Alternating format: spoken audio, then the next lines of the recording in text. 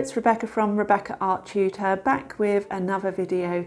This video is all about drawing texture. So I've been asked a few times, how do I draw wood?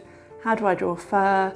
And what they're really asking me is, how do I draw texture? Because there is no one formula to drawing texture, but there are a few things to think about.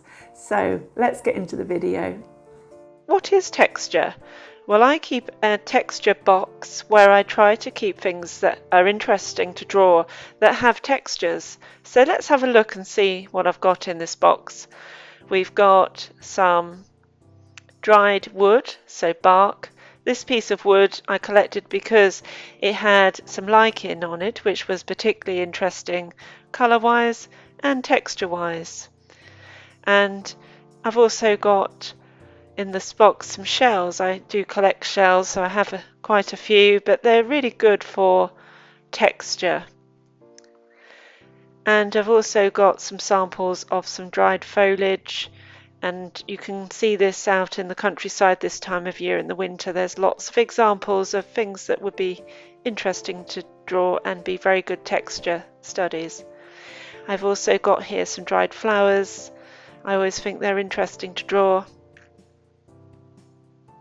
And some more shells. So why not make your own texture box and start collecting a few samples that will help you with texture studies. So we're going to look at the relationship between texture and mark making. So what is mark making? Well, it basically means making marks, and there are three types of marks that I'm going to show you with my mixed media paint marker here, and these are worth knowing about because they can create some interesting textures. So the first type of mark is called stippling, and this is dots. Now these dots can look very different depending on what you use to make them.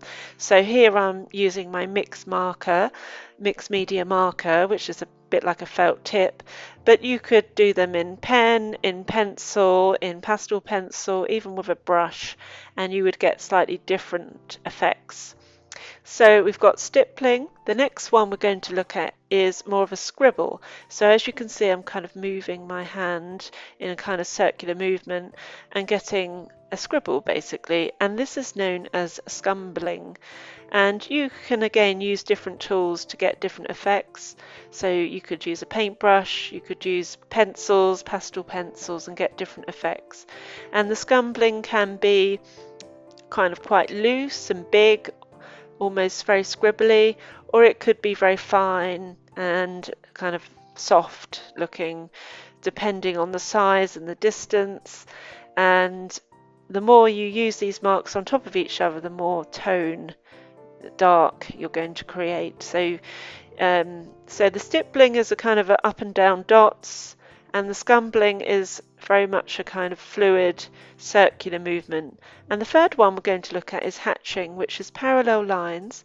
Now if those lines cross, that's known as cross hatching, but the lines don't have to cross, they can be quite random, and you can change the direction of those lines, and you can make those lines spaced apart, or you can make them curved, which is known as contour hatching. So you can really vary the hatching. So there you go, three types of mark that will give you lots of variety in creating texture. Okay, so now we're going to put it into practice, which means we're going to use these marks in a study. So I'm going to start with the piece of wood, and I'm going to be using some mixed media. So I've got a charcoal pencil, some colouring pencils, some soft graphite B grade pencils, and I'm also going to use this mixed media marker, which is a bit like a pen. And I'm going to be concentrating on getting the texture of this lichen on the wood. So I've sped up the video, and you can hopefully see clearly the marks I'm making and how I build up the study.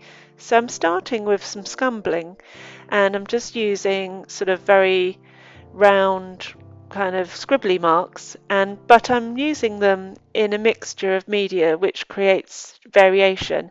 So I've got my paint marker, my pencil which creates slightly softer scumbling, and a pastel pencil here I'm working with.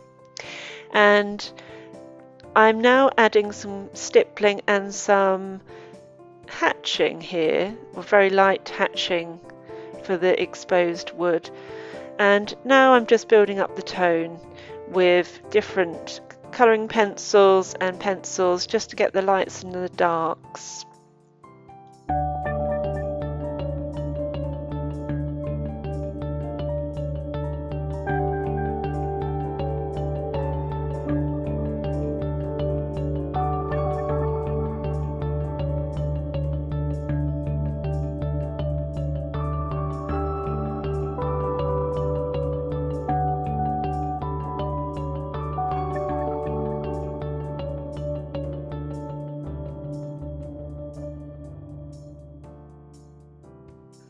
So there we have it, a study that has used stippling, scumbling and hatching in mixed media. So why not have a go for yourself?